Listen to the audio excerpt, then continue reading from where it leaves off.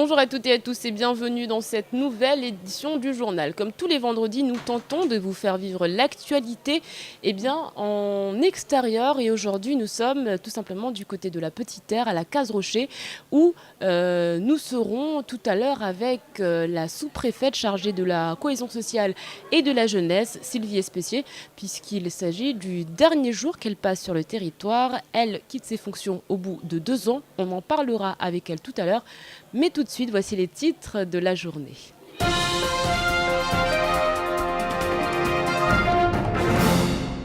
À la une de l'actualité, les résultats des élections professionnelles. Après plusieurs jours de vote, l'heure est au dépouillement.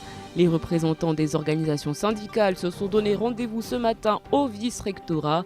Qui sont les grands gagnants, qui sont les grands perdants? On fera le point. 20 nouvelles salles de classe, 15 réfections, 200 classes rénovées. Le plan d'action de l'État pour les écoles est connu. Il a été présenté aux élus. Si les communes sont réactives, l'appel d'offres pourrait même être publié fin décembre.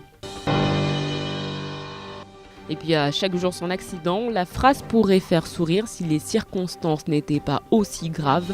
Un nouvel accident de la circulation a eu lieu ce matin du côté de Passemainty cette fois-ci. Les conducteurs de 2 roues sont les personnes les plus exposées au danger. L'homme s'en sort avec de nombreuses blessures.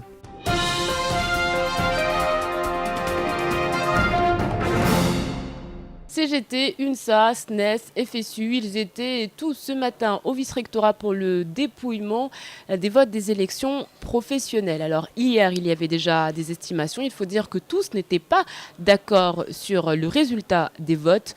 Qu'en est-il exactement aujourd'hui? Shakila Issouf, Abbas Alidi et Leslie Vimenet. La FSU, première force syndicale de Mayotte, ainsi que le SNES fêtent actuellement leur victoire. Grande victoire, disent-ils, pour le SNES. Sur 19 sièges, ils obtiennent 13 sièges, alors qu'ils avaient contre eux 8 listes. Mais le palmarès revient au syndicat des agents de service récemment créé, qui remportent leur scrutin avec 100% des voix. Ce score-là, nous en fait, Suniact FSU, nous avons présenté 6 listes. On avait 2 listes pour les adjoints administratifs et 4 listes pour les ATRF et ATE. Donc voilà quoi, sur les chiffres, les adjoints administratifs, ils ont reçu sur 68 voix, je crois, 68 voix qui sont valables, ils ont reçu 61. Donc. Pour FSU, l'union fait la force. La campagne se poursuit avec l'élection du comité technique de proximité, l'équipe qui gère la politique d'éducation sur le 101e département. La FSU a reconduit le même nombre de sièges. La satisfaction se lit sur le visage de la première force syndicale. Nous avons obtenu 7 sièges sur 10. Donc nous avons une représentation de 70% des sièges, ce qui est quand même considérable, et nous n'en avons perdu aucun. Donc je souhaitais faire ce rectificatif puisqu'il a été annoncé ce matin d'une manière erronée que nous avions perdu 2 sièges. Non. Effectivement, l'UNSA arrive, mais c'est aux dépens d'autres syndicats comme FO et la FAEN. Des élections professionnelles qui se sont déroulées dans une ambiance plutôt scolaire, mais qui relancent la machine des défenseurs des droits des employés de la fonction publique. Dans l'actualité également, le chantier des constructions scolaires qui semble enfin être en bonne marche. L'État a pris le dossier à bras le corps. La balle est désormais du camp des élus. 12 millions d'euros. Voilà ce que l'État va débloquer pour la rénovation, la construction de salles de classe. C'est un plan d'envergure qui a été présenté aux élus. Élaboré en concertation avec l'Éducation nationale, il prévoit la création de 20 nouvelles salles et 15 réfectoires pour un montant avoisinant les 6 millions d'euros. Ce plan arrête également la rénovation de plus de 200 salles de classe. Si les communes sont réactives, l'appel d'offres pourrait même être publié fin décembre. À ce titre, 385 000 euros viennent d'être attribués à la commune de Bandabois pour la rénovation de ces salles de classe. À Bandélé, 1,29 million ont été attribués pour un total de 17 salles, 14 en rénovation et 3 nouvellement construites. Kanikeli bénéficiera pour sa part de 108 000 euros pour la rénovation de 6 classes. À Kongou, 566 000 € seront affectés à la rénovation de 25 classes. Le chef-lieu n'est pas oublié et disposera de 955 690 € pour la rénovation de 27 salles de classe. C'est la dotation spécifique aux constructions scolaires qui est à hauteur de 12 millions, qui est redistribuée maintenant, partagée entre les différentes communes qui ont formulé ou présenté des projets en matière de construction ou de rénovation des écoles.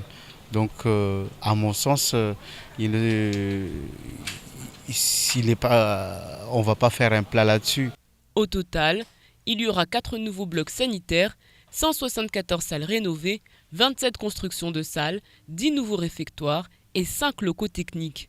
Ce seront plus de 12 millions d'euros que l'État engagera d'ici la fin de l'année pour l'amélioration des conditions d'apprentissage des élèves à Mayotte. La menace djihadiste effraie à Mayotte, mais également à Marseille, où la communauté mahoraise en appelle aux religieux. Ils partiront dans quelques jours. Eux, ce sont le Grand Cadi de Mayotte, mais également El Mamoun Mohamed Nassur, afin de rencontrer les jeunes et de discuter avec eux pour tenter de trouver des solutions. Pourquoi cette radicalisation de l'islam? Pourquoi nos jeunes sont-ils fascinés par ce phénomène? Les religieux vont tenter de convaincre les jeunes. Écoutez plutôt El Mamouni Mohamed Nassur, il était l'invité de la matinale ce matin. Ce fléau ne concerne pas seulement Mayotte, mais c'est le monde entier. Bien sûr. Mais pardon, nous s'intéressons un petit peu à Mayotte. Menacé par ce phénomène extrêmement dangereux, oui, qui s'appuie sur des arguments qui ont énormément faibli avec l'histoire. Oui. Mais il faut en principe relativiser qu'on appelle déjà notre départ là-bas. C'est une invitation des musulmans donc de Mahorais de Marseille pour qu'on aille d'abord nous rencontrer entre musulmans, nous amuser en fait, échanger. Et donc échanger notamment sur ce djihad-là de façon à ce que les éléments d'explication soient portés pour que finalement, vous savez qu'en fait... vous allez quand même vous adresser à la jeunesse. La jeunesse, mais tout le monde. Ça ne sera pas seulement la jeunesse, mais tout le monde, parce qu'il n'y a pas seulement que les jeunes qui peuvent être en prise de risque, mais il y a des adultes qui peut-être n'ayant pas suffisamment qu'on appelle d'argumentation sur d'explications sur le phénomène, qui en principe peuvent être tentés. On en vient à ce nouvel accident de la circulation qui s'est déroulé ce matin du côté de Passemaïti. Un conducteur de scooter, en voulant doubler un camion, a tout simplement perdu le contrôle de son deux roues. Les blessures sont plutôt graves. Regardez plutôt ces images signées Abbas Alidi. Blessé aux pieds, au bras, à la tête et à la nuque, encore une fois, le conducteur a eu de la chance cette fois-ci. Ses blessures sont graves, mais le pire a été évité. Les témoins de la scène diront que le conducteur de deux roues roulait beaucoup trop vite en agglomération. Au niveau du dos d'âne, il perd l'équilibre et sera entraîné sur plusieurs mètres. La foule assiste impuissante à ce nouvel accident. Les pompiers sont plus que sollicités en ce moment. Rien que depuis le début de la semaine, on note déjà 3 accidents rien que sur la commune de Mamoudzou. Toujours aux heures de pointe, souvent, un conducteur de scooter est impliqué. Nous, on était juste à côté, là, on a vu un jeune homme venant de Mamoudzou et roulait vraiment à vive allure, quoi. Donc, arrivant au Dodan, là, et comme il roulait très vite, il a perdu l'équilibre, donc voilà, quoi. Il est tombé, il a fait au moins, 10 ou 15 mètres de glissade. Donc voilà ce qui donne, voilà ce qu'il est là. Moi je crois que c'est dû à l'imprudence des gens aussi. Les gens ils roulent, bon excuse-moi de l'expression, mais moi je vais dire comme des cons quoi. Quand on voit comment les gens ils roulent, en plus en pleine agglomération, sachant qu'ici il y a 2 villages quand même. L'homme venait de Mamoudzou. Âgé d'une trentaine d'années, il doublait un transport scolaire de Matisse. Il n'a pas réduit sa vitesse et c'est là que l'accident se produit. Une cinquantaine de mètres plus tard, il est en état de choc. Blessé. Les riverains appellent rapidement les pompiers. Les agents de police assureront pendant quelques minutes la circulation. Mais le plus dangereux, c'est ce constat. Assister à un accident de la circulation devient presque banal sur le chef-lieu. La MJC de Mgombani aux couleurs locales. Depuis ce matin, elles étaient de nombreuses bénévoles à préparer des mets succulents. On parle de bata bata, de pueza ou encore de mhoguapik, des mets qui ont été livrés sur tout Mamoudzou. Shakila Issouf était sur place à la rencontre de ces femmes. Attention, certaines images peuvent donner faim. Du romazava à la viande, du mvungue au coco, banane au coco avec manioc et du poisson. Bankora, ambrevade, riz au coco et bien d'autres spécialités sont proposées depuis ce matin ici à la MJC de Mgombani. Les prix sont abordables et la cuisine typiquement locale. Cela a attiré plus d'un client ce matin. La manifestation aura duré jusqu'à 15h et les clients se sont régalés. Alors, on a mangé du riz, là il y a des aubergines, du mataba et du pueza. Donc c'est le poulpe en chimaoré.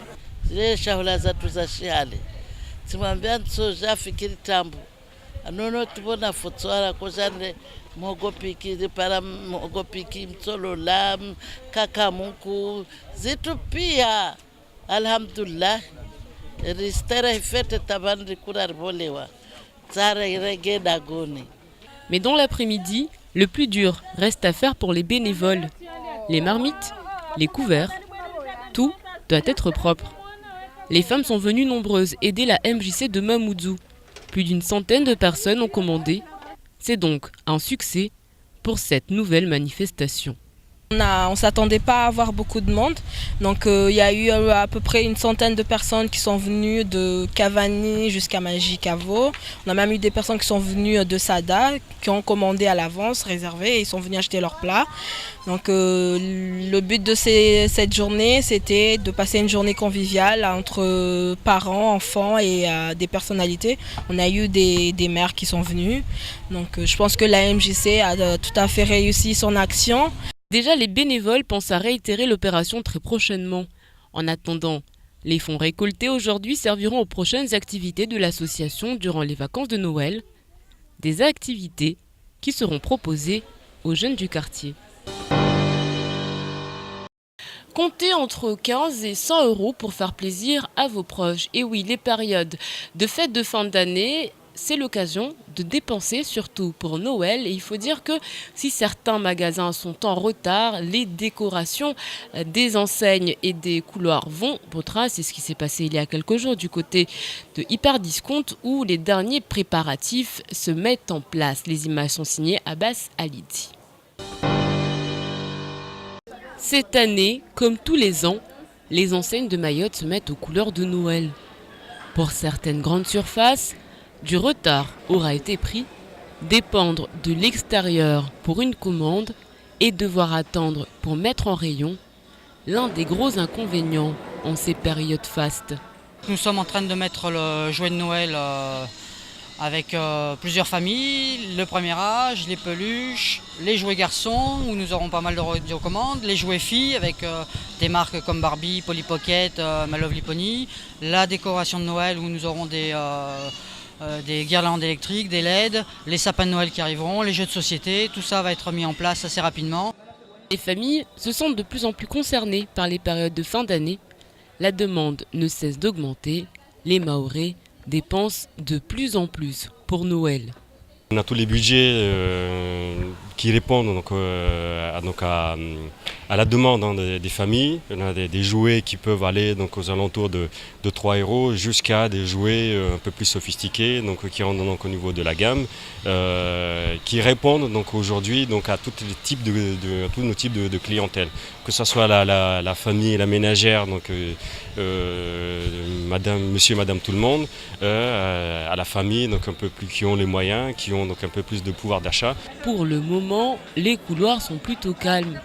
Mais dans moins de 2 semaines, l'ambiance changera complètement, car on le sait, les courses de dernière minute sont un sport national sur le territoire.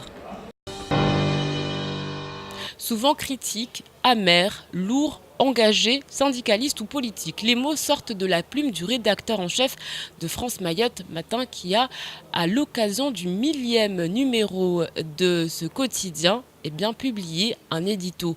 Un anniversaire, ça se fête et à Kwezi, on adore les anniversaires. Regardez plutôt ce qu'on vous propose à cette occasion. Explication avec Shakila Issouf.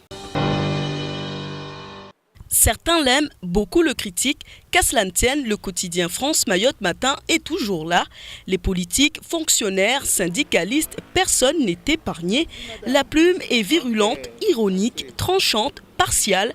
Une ligne éditoriale qu'assume depuis toujours le rédacteur en chef de France Mayotte Matin. Le petit bulletin, vous le mettez dans une des urnes que vous trouvez à votre disposition dans tous les points de distribution d'Amamoudzou, ou vous le rendez aux vendeurs de rue qui viendront les déposer ici même, ou vous passez carrément à Kwezi le déposer et vous avez une chance de partir à Diego pour 2 personnes, tout compris. Et tout ça pourquoi ? Pour fêter le 1000e numéro de France Mayotte, Patrick. C'est clair. Et comme dans tous les anniversaires, le gâteau doit être choisi avec soin. Tu l'a fait, regardez bien, on vous dévoile les yeux. Ah, bon anniversaire Samounet. Ah là, notre conscience journalistique, Patrick. Alors ça, c'est pour tous ceux que vous avez emmerdés avec votre journal. Ils sont nombreux à nous avoir dit, s'il vous plaît, entartez-le pour le 1000e. Voilà, c'est fait, hein. C'est une dédicace de vos lecteurs. Oui, c'est mérité. Et pas d'anniversaire sans cadeau, sauf que cette fois, c'est celui qui est célébré qui offre. En effet, depuis quelques jours, tous les lecteurs de France Mayotte peuvent jouer pour tenter de gagner un séjour à Madagascar tout frais payé. Sam, il y a eu beaucoup de unes, il y en a eu 1000 forcément. Il y en a certaines qui selon vous sont plus importantes que d'autres. Oui, bien sûr. Il y en a vraiment qui sont capitales. Là, elles n'y sont pas, mais il y a eu les unes sur les manifestations contre la vie chère, c'est fameux 47 jours, 44 plus 3. Je reviens. Il y a aussi l'élection présidentielle qui a été importante, la visite présidentielle, il y a eu le premier mariage gay.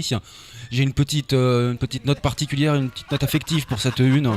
France Mayotte Matin taxé souvent de sensationnaliste et pourtant lu par plus de 10 000 personnes tous les jours.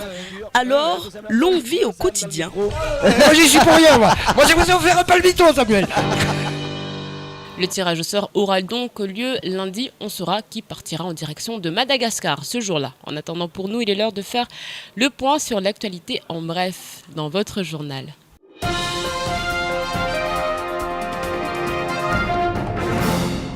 Quelle est la place financière de Mayotte au sein des régions ultra-périphériques ? Au total, sur la période 2014-2020, son enveloppe budgétaire atteindra les 347 millions d'euros. Mayotte va devoir faire ses preuves. Aujourd'hui, il existe des écarts de richesse importants entre les régions européennes.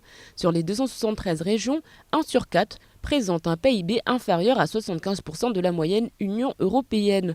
Le rapport PIB par habitant des RUP est à 26,4% de la moyenne européenne, marquant les retards les plus profonds de l'Union. Avec un PIB de 7 900 € par habitant, soit 3 fois moins qu'à La Réunion, on peut se demander pourquoi l'île n'a pas eu les faveurs de Bruxelles lorsqu'il a été question de compter le budget 2014-2020.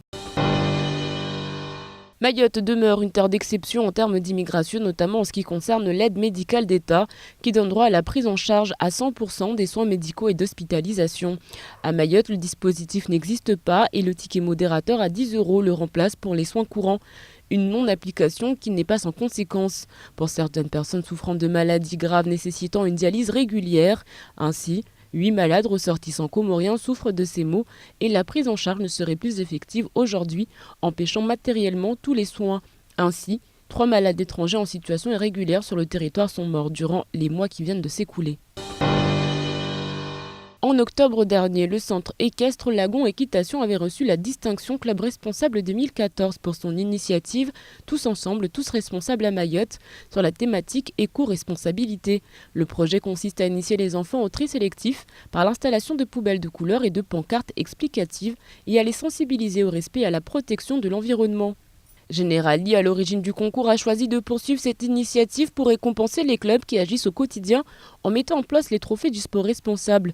Le verdict vient de tomber. Sur 250 clubs éco-labellisés, le centre équestre mahorais a reçu le 2e prix pour son exemplarité. Zinedine Zidane, le président du jury, a ainsi remis en main propre le trophée à Marie Grappin mercredi dernier au cours d'une cérémonie où le 101e département a été à l'honneur.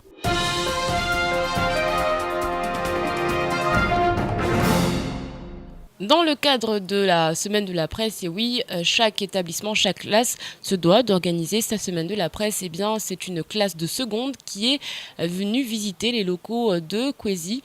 Ils ont été surpris, plutôt curieux, passionnés par ce qu'ils ont découvert. Regardez plutôt ces images. Comment devenir Miss Météo, ça ne s'apprend pas. C'est ce qu'ont découvert ces élèves du lycée Younoussa Bamana, Shakila Issouf.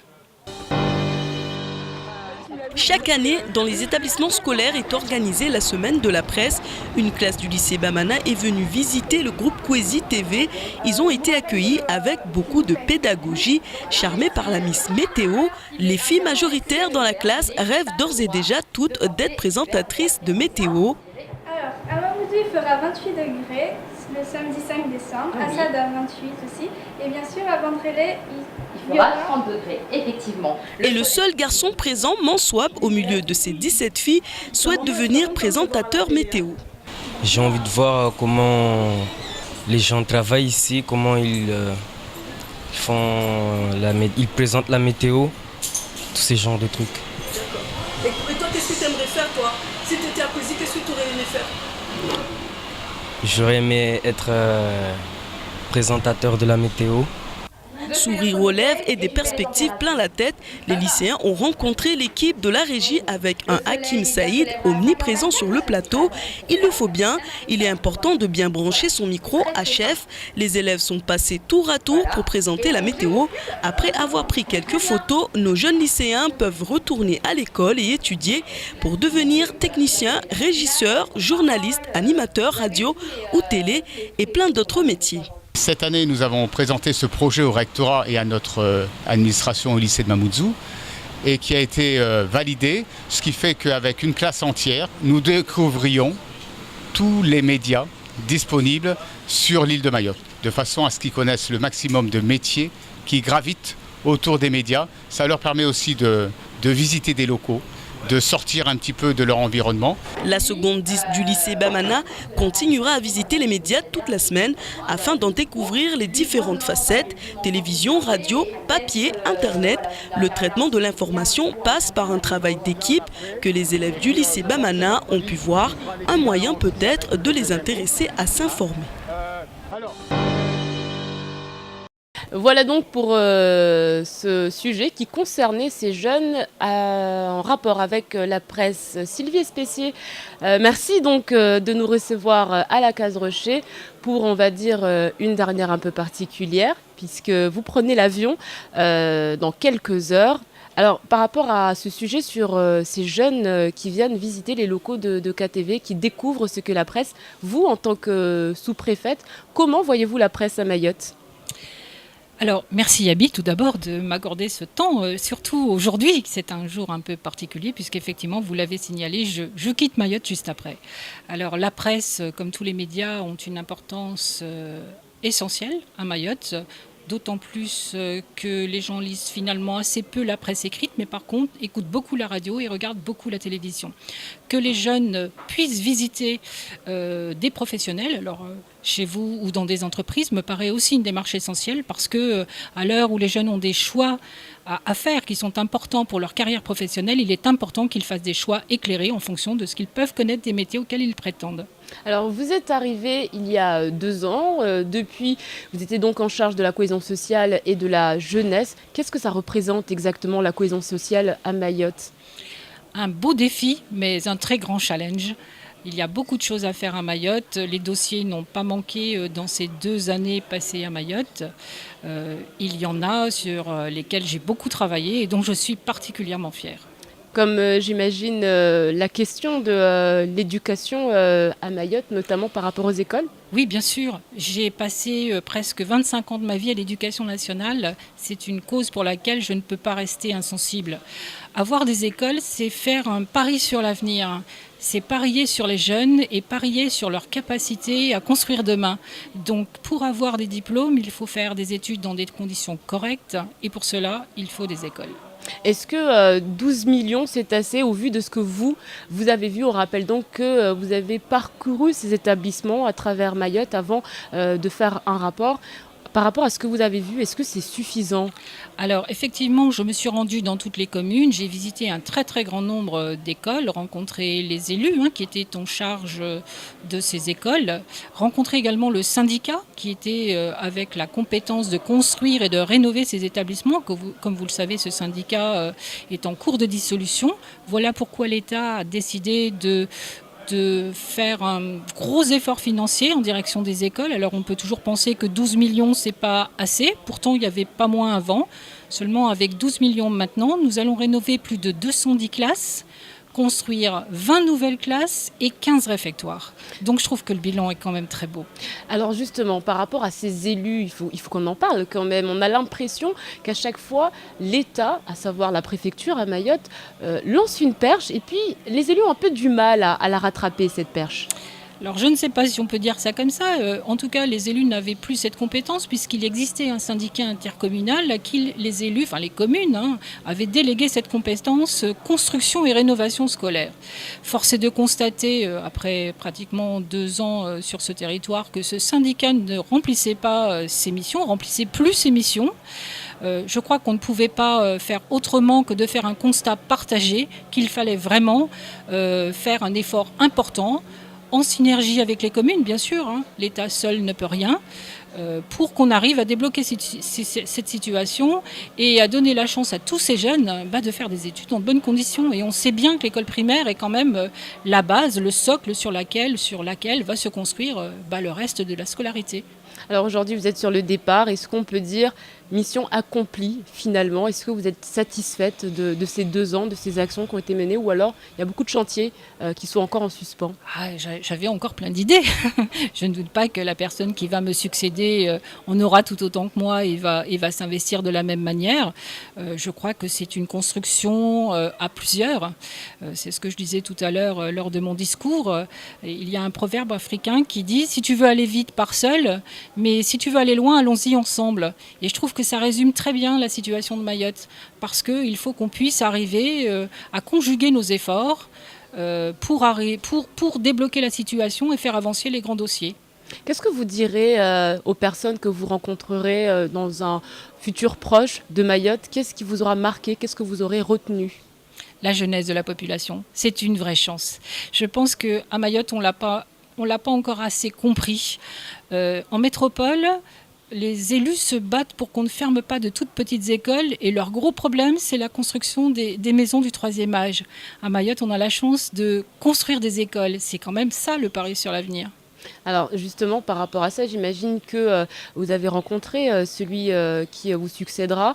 Est-ce qu'il y a vraiment un dossier prioritaire que vous lui avez confié qu'il devra aussitôt traiter et mettre dans ses priorités absolues? Alors, je n'ai pas encore rencontré mon successeur. Par contre, c'est mon collègue, donc Bruno André, secrétaire général de la préfecture, qui va assurer l'intérim en attendant son arrivée. Évidemment, je l'ai informé des dossiers qui étaient en cours. Certains sont sur la bonne voie et en passe d'aboutir. Le chantier des constructions scolaires est sans doute celui qu'il faudra poursuivre parce que là, on a du travail pour plusieurs années. Mais il y en a d'autres. On a le projet médiateur de proximité, qui est un gros projet aussi, qui est en passe de voir le jour, pour lequel j'ai beaucoup travaillé, avec les communes d'ailleurs. Et je pense que là, avec ces 2 dossiers, il y a déjà de quoi faire. Alors quand vous êtes arrivé sur le territoire il y a 2 ans, quelle image aviez-vous de ces départements ? Et finalement, comment vous appréhendez de la prise de fonction à la préfecture ? Écoutez, Mayotte, je n'y avais pas pensé. Je n'avais pensé ni à Mayotte ni au poste que j'ai occupé. Donc je suis arrivée sans a priori et avec la connaissance de ce qu'on peut avoir de Mayotte quand on est en métropole. Donc une connaissance forcément imparfaite. J'ai fait beaucoup de découvertes. J'ai rencontré des gens assez exceptionnels. J'ai parfois eu des illusions, bien sûr, mais c'est toujours comme ça, quel que soit l'endroit où on se trouve. Je crois que Mayotte, effectivement, est un territoire difficile parce que, justement, il y a beaucoup de travail, mais c'est un territoire où il y a des perspectives d'avenir très, très importantes.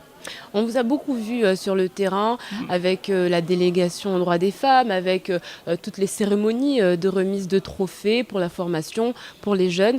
Est-ce que ça fait partie intégrante du métier, être visible, ou alors c'est un choix selon la personne ? Alors, à mon sens, je pense que ça fait partie en fait des nécessités de la fonction. Mais en plus, ça ne me pèse pas parce que je suis une femme de terrain. J'aime beaucoup être sur le terrain et je crois que pour avoir une vision juste des choses quand on est dans son bureau, il faut avoir pu aller sur le terrain et rencontrer les personnes. Vous connaissez déjà votre futur poste, celui que vous allez occuper ? Alors, je vais quitter le lagon et le ciel bleu de Mayotte pour rejoindre Paris et le cabinet de Madame la Ministre. Merci beaucoup Sylvie Espécier de nous avoir accordé cet entretien. On va vous souhaiter bon voyage. Merci à vous, Abi. C'est la fin de cette édition. Merci à vous de l'avoir suivi. Ce week-end, n'oubliez pas beaucoup d'animations du côté du terrain de foot d'Omtsara, notamment avec Tiken Jafakoli. Ce sera samedi à 20h. Et puis, pour ceux qui resteront à la maison, il y aura les rendez-vous de l'actu présentés par Amina Riti à 19h. Nous, on se quitte sur cet entretien. Je vous souhaite un excellent week-end à toutes et à tous. Et on se retrouve lundi pour un nouveau journal Kwaheri.